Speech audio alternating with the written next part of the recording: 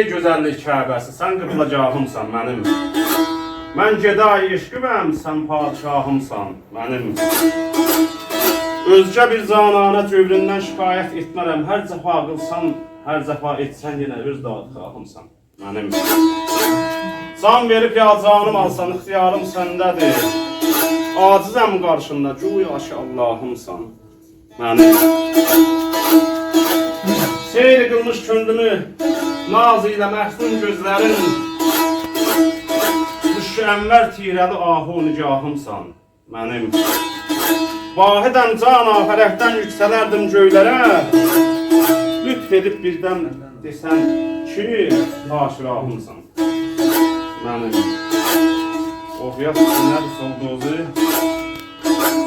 Sən məni də deyirə bu havaya, soldozu da. Hamızın sağlığınıza, zid olmasa.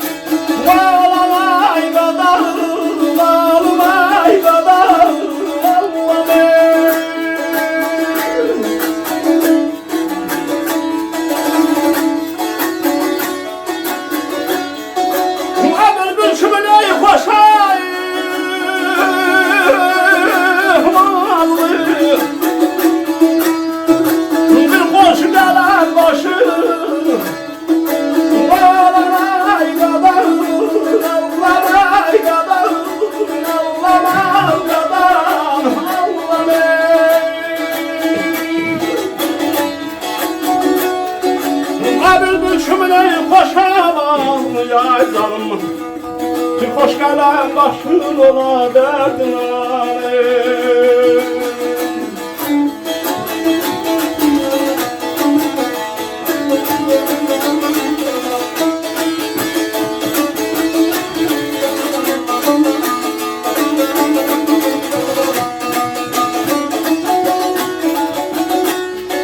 Şən həyatda eş və nazlı, dərk bilən sırdaşın ola.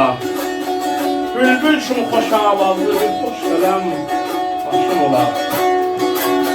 Getməyağız ləzzəti, görməyəsən məşəqqəti, çəkməyəsən yar həsrəti, öz torpağın daşın ola.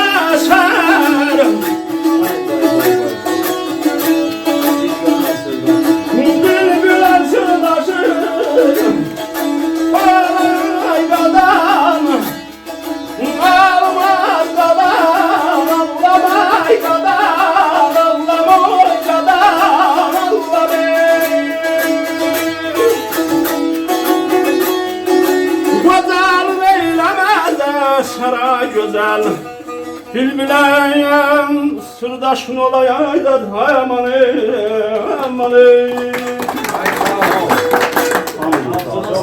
Çok sağ ol.